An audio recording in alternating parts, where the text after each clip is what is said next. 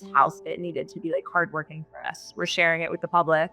We are cooking, we're raising animals, we're brewing beer. And I was actually very relieved once it started developing patina. I was like, oh, that feels much better. Everyone deserves a home that brings them joy. Maybe you're more of a homebody than an adventurist, or maybe you're an audiophile or a collector. Everyone deserves a home that fits their personality. So we wanted to talk to some of the most inspiring people we could find about how their passions and their personalities impact the homes that they inhabit. Elizabeth Starks is one and a half of Bovina Farm Fermentory, an incredibly charming Dutch Colonial farmhouse in the Catskills, where she and her husband, Jake Sackett, open their doors to guests every week and share locally grown meals and homebrewed beer pairings that would convert any wine snob. Hey, Elizabeth. So I don't know if you would remember because you were hosting and serving and pouring and cooking all at the same time. But I can't forget the few times that I've met you because they've been some of the best dining experiences of my life. So we're really excited to chat with you and hear about how your passions have informed the home that you live in today. Yeah, well, I definitely do remember you guys. Give me some credit here. But Okay, I'll take it. I'm excited to chat today. I'm going to get us to what y'all are doing today. But before we do that, I thought it'd be fun to kind of backtrack a little bit and ask what growing up looked like. What was the first house that you lived in like? So my parents also built their house from the ground up. So it looks that the home has a lot of character. They're still there today. My dad is a very talented woodworker, just as a hobby, but the house has a lot of warmth and sort of indoor-outdoor was the vibe, I would say. My parents are also into hosting, and I feel like, especially in the summertime, it was like the doors are open, the windows are open, we're barefoot, we're eating outside every meal. If you're not outside with your morning coffee, there's like judgment in the house, like for you. It's like, what? It's a beautiful day, like get outside. Is this also in upstate New York?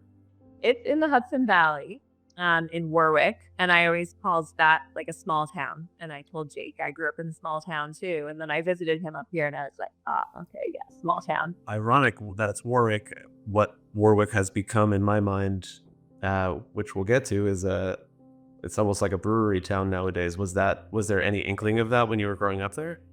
No, not at all. It's every time I go back, there's more and more, and there's more traffic and pedestrians, and I feel less and less like in tune with down there in the city. And I'm like, I can't even like get me out of here. I have to go back up to like my 600 person town in Bovina. How did you meet Jake? Where did you guys link up, and when did you start deciding that you might want to work together? We met as freshmen at college, and we studied abroad together junior year, which felt kind of crazy, but we were like, yeah, let's get a studio apartment together in Prague and like kind of go drink beer for a semester. So that's when we kind of caught the itch of wanting to do something. The concept was very vague and sort of all-encompassing. It still kind of is that way, intentionally, I guess. But it was like, we want to have an inn, we want to have a restaurant, we want to be cooking and baking, we want to make beer and grow things and have animals and kind of incorporate a little bit of everything. So we started dreaming that up really like junior year, senior year, and then slowly inched our way towards it. How long were y'all in Prague or overseas before you decided to come back? We were there, I think, 5 months. Definitely thought about just staying over there and setting up shop there, especially in the rural Czech Republic. We just kind of fell in love with the area. It's very bucolic. It's really rural. But then we noticed it was actually a little similar to this area and to Bovina. And we knew some people here. We speak the language here. We were like, it might be slightly easier here. So let's just go back home. You actually have a quote on your website that I've written down here that says, The homestead is a return to our roots as barefooted kids who grew up under the big skies and whose family lineages call back to 7 generations of the Catskill farmers. Was Jake's family specifically from Bovina? Yes, they're actually from an even smaller town called Bloomville, which is like 10 minutes over the hill.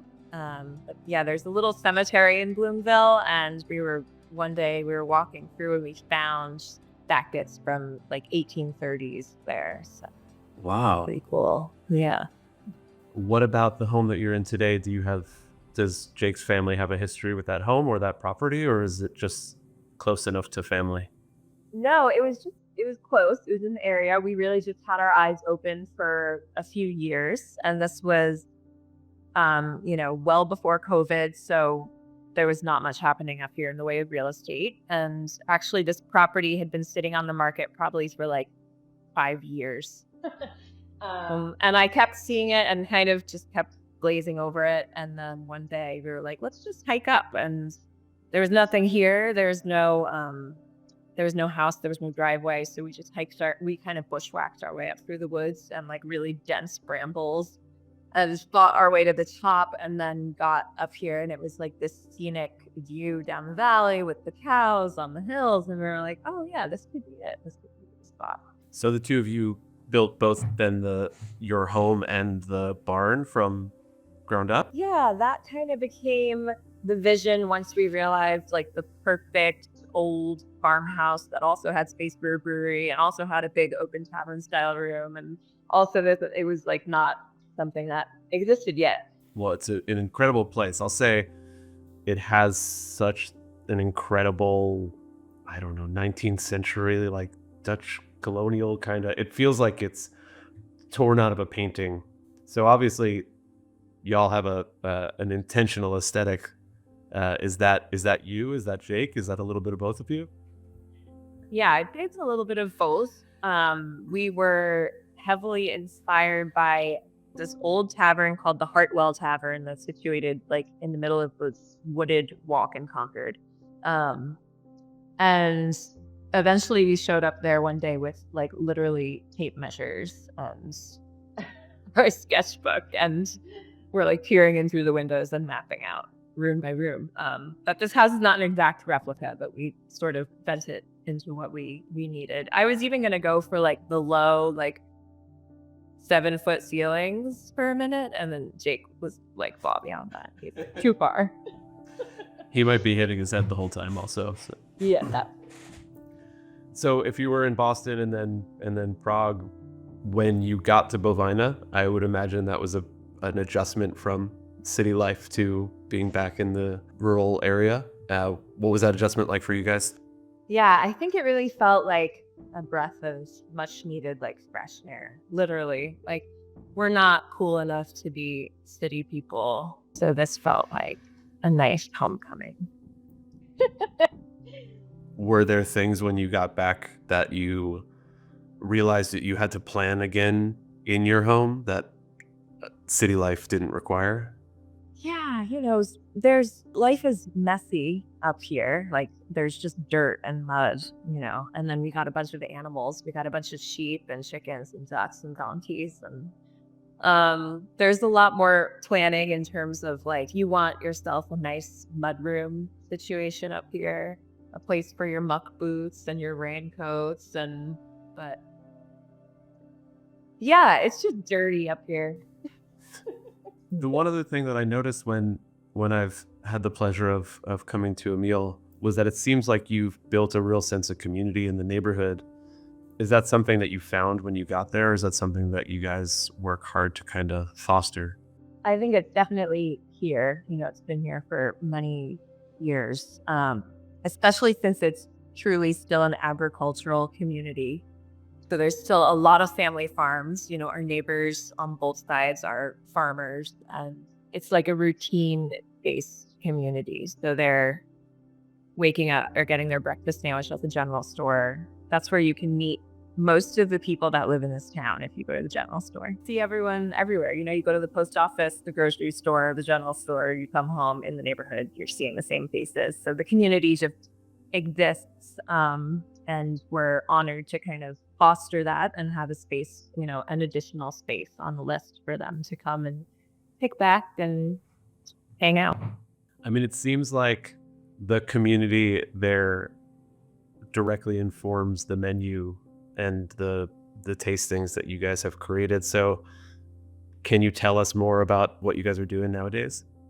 Yeah, we totally rely on the community of farmers and neighbors, and there's so many like makers and crafts people in the area that we rely on. It's the farmers for our meat and vegetables, but it's also like a local Cambro maker supplies all of the tapers that go on our tables. The honey that's going into our bottled beers to carbonate our beers are from our friend over in Delhi.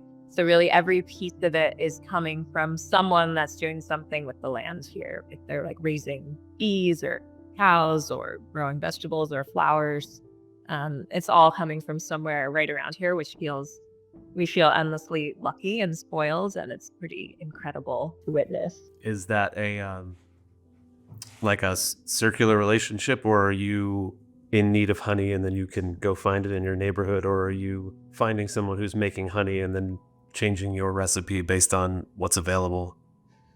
Oh, that's a good question. I feel like the honey in particular, using that in our beers, is something that Jake came up with one day, probably because, there's so much beautiful honey around us. So it's like, okay, what can we do with this product?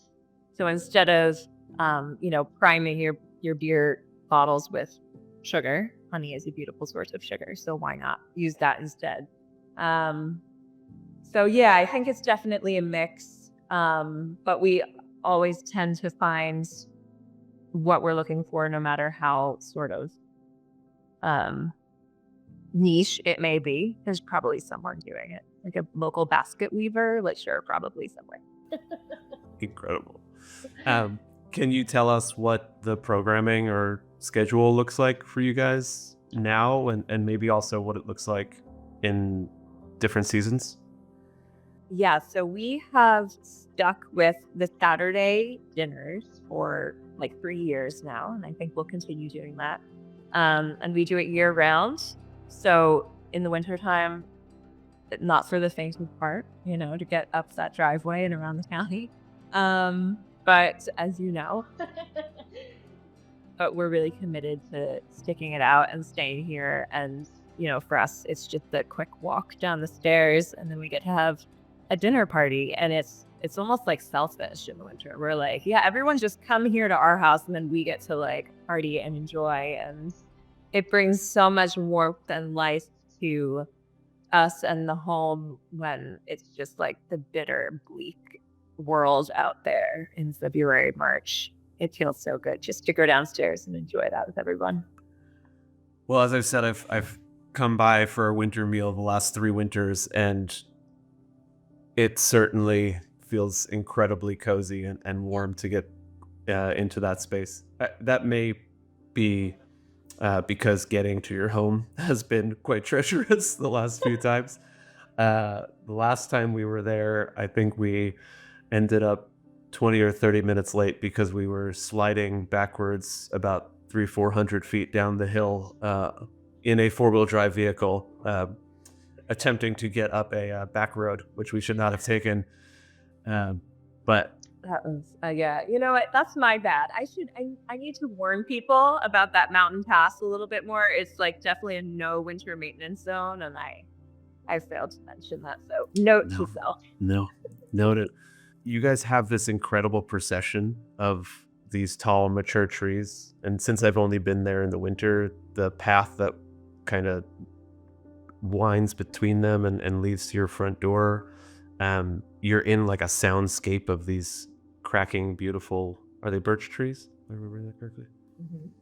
So I was curious, I mean, it's something that we think about a lot when we're starting a new project is making sure that we're going on the site and seeing what mature growth is there and what a part of the natural landscape we can really preserve. Is that something that you guys intentionally thought of when you were placing the house on the site? Yeah, big time. I mean, we were very rich with trees here. It was a really dense band of wood. And I think it was farmed back in like the 1800s. It was probably clear cut. So it is actually a relatively young forest now, but I was very anal about which trees were allowed to come down and which were not. So to the excavating team seemed like lunacy. But yes, I'm still so attached to certain trees, and I think that's super important to take into account. In the summer, there's beautiful lush ferns over the whole property, and it just feels like this beautiful like fairy maze of greenery. And the sun happens to kind of rise and set just directly over the house, so we get really nice soft light the entire day. Like, we didn't plan those things, but now I just feel really lucky. I think it's one of those things, whether people intentionally acknowledge it or just feel it as they enter, but it feels really warm and welcoming to enter through that procession. Yeah, my dad always does that, like a nice stand of pines out in the woods. It's like his like cathedral, like his church. Like, it's just such a feeling, right? Those big old trees. Yeah. Those the best. Our clients have written hit songs and launched iconic art galleries, designed timeless fashion and produced classic films, crafted stunning furnishings, developed addictive games, and founded innovative companies. They deserve a home where they can rest, play, and be inspired. We're the Up Studio, and we design creative places for creative people.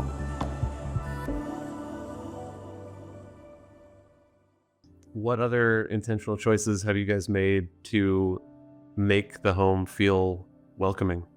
So when we were first starting to build, I was actually like bothered by the fact that everything is so new and kind of perfect, and I really couldn't wait until the house started to feel a little more seasoned. So we expedited that by like filling it with a bunch of old stuff. We slapped a bunch of old antique doors onto it and old light fixtures, and that kind of helps to bring some warmth and coziness to the space, but also just really accepting that this house was like, it needed to be like hardworking for us. We're sharing it with the public.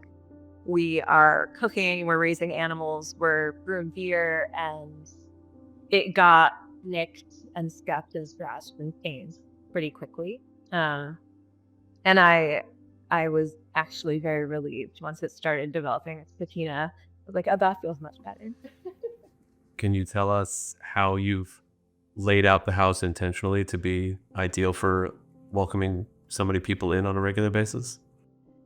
Yeah, so that big open dining room downstairs was, the main feature, and it has that big bar up front. And then we built some shelving behind the bar, and we just really wanted this big open long room. We wanted communal tables, and we had to fit a lot of chairs in there. So sometimes people think it's an old space that's been renovated, and they're just like, oh, is it just serendipitous that this big open room, it was down here? We're like, no, we did plan that. But yeah, that required some architectural, structural planning that my father helped with. So woodworking dad also has some engineering chops as well.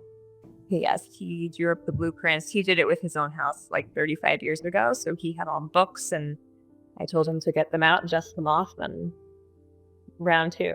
I want to talk about your background as a brewer, and I assume some history as a chef, and how that's led to what you guys are doing today. So the path into brewing started with a home brew kit. It made a perfectly decent beer, and of course everyone in the dorm was loving it. And then it grew into my parents' garage and basement, and then like into every closet in their house. There was like a fermenter bubbling away, and we were still at college, so like we didn't really have to deal with it. And one day I got a text from my dad, and it looked like a murder scene. Like, we had put blackberries into one of the beers, and it exploded from the amount of sugar, and it like stained the whole closet like purple and red. And then that was pretty much like, you guys need to like build a barn and kind of get out of here. So we did. But we also did work at a brewery while we were in Boston. So we learned commercial brewing, bottling, canning, keg cleaning, a little bit of everything. The intention behind the barn was solely for the brewery when we built it. And it was, it's big equipment, even though our system really is tiny compared to other breweries. It's still, sizable stainless steel tanks that we kind of wanted a little home for those that was not a part of the main house, but it's now like woodworking space. It's like chicken and duckling brooder in the spring. It's and now we are turning the loft into a guest rental as well. So we're just kind of growing it. I think I read that you have am I saying it correctly? A Cicerone? That's right. Can you explain to us what that actually means? Yeah, so that is like a wine sommelier program for beer people. So I'm level 2, and it required like a 5-hour in-person exam, which was like the most fun exam I had to take. You get to there's like 12 different beers you have to sample. But it's tedious. It's no joke. I think Jake and I studied for like 6 months. Yeah, it was a lot of studying off flavors. That's like the lesser fun part. So you have to spike I think we were using Budweiser, and you get vials of like really foul, awful off flavors that can arise during the brewing process, and you're spiking your bud with like acetaldehyde or different compounds and committing those to memory. So sounds significantly less fun than I had imagined. Yeah.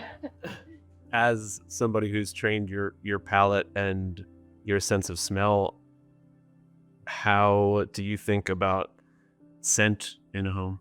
Some people have like a good sense of smell, some people don't. But I think everyone's home has a smell that is probably just a mix of like all of the things they're using in their day and what they're cooking and the scents that they're wearing and their laundry and everything else in the animals in their house.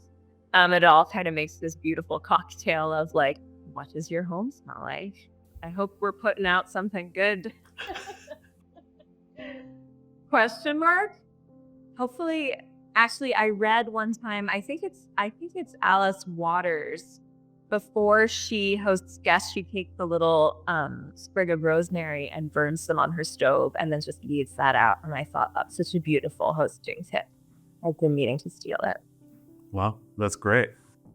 Let's talk about cooking. How did you guys end up becoming chefs? We just decided that we would have this real commitment to growing as much of the food ourselves as we could, which I quickly learned was not very much. I planted 100 carrots, and after the first dinner, I was like, okay, I used all my carrots. Like, now what? So thank God for our local farmers. But we just had this commitment to the farms around us. We go to the farmers market every Wednesday. We get all of our ingredients there. And then the first dinner was just kind of like, we just went for it. We were like, it's like a big Thanksgiving, and let's just cook stuff that we know and stuff we like, and hopefully people like it. And they did. So then it kind of became like a monthly dinner, and then just turned into an every Saturday thing. And we try to keep the menu fresh and exciting for us. But, in the winter, it's limited, but I think it's like all the more beautiful for that. Did you guys design the house so that you have a separate kitchen when it's just the two of you? Or are you cooking in the larger kitchen every meal? Yeah, so this kitchen behind me is our personal kitchen. And when we first opened, we were still building it out up here. So this was not here. It was just, we only had like a subfloor down. So we were using the downstairs commercial kitchen, even just to like make a morning coffee. And the only way to get down there is the exterior staircase. So come like January, February, it was like, you're going to make the coffee. Like, I'm definitely not trekking down. Okay, then what is the kitchen amenity that's your must-have? Is this like for function or pleasure? Let's go both. Okay, my must-have for pleasure is a butter hat stamp. Tell me everything. Well, I mean, we're in Bovina, which is named for its cows. We have beautiful local dairies. So butter is a thing that we're taking really seriously. So I like to take fresh cream and whip it into butter, and then it's like worthy of getting pressed into like a floral hat, in my opinion. Wow. For function, I don't know. I think honestly, just like having the space and surfaces to work. So we went with butcher block counters. We treated them really lightly, and kind of like our wood floors too. We actually just left them totally raw, which is like kind of psychotic, but I love the stains and the scratches and like the butcher block countertop as it just wears and patinas over time. Like it feels so good to work on that. Yeah. Actually, our first stain on our flooring is white pine, and it looked really pristine when we first laid it. Like it was like an ice skating rink of this like white pine. And I was like, this has to like kind of settle in and patina, and then it will really shine and look nice. And then I swear, like that next weekend, Jake and I were just like having a pizza party with ourselves on the floor because we had no furniture. And I dropped a slice of pizza face down on the floor, and it left like a triangular grease stain. And the rest of the floor was so pristine that it really stuck out, and we called it pizza stain. And I just had to like walk by it with all of my shame day in and day out. But I will say, like, the stains sort of lift out over time with like sunlight and washing. It's kind of magical, but also the rest of the floor became stained over time, and now it all kind of blends. Can you still see pizza stain? No, pizza stain has like either left or been covered by other stains. It's a shame. It's a good story. Yeah. Seems like a relic that we need. All right, I just got a few more for you. Maybe do a little bit of a rapid fire here at the end. In case of fire, what's the first thing you're grabbing? What am I grabbing? Well, the dog. And probably, like, I still have photo albums. It feels unnecessary now that everything is digital, but I would grab those. Great. Someone walked in for the first time, didn't know it was your home. Is there one object that they would be able to know, like, oh, we're in Elizabeth's house?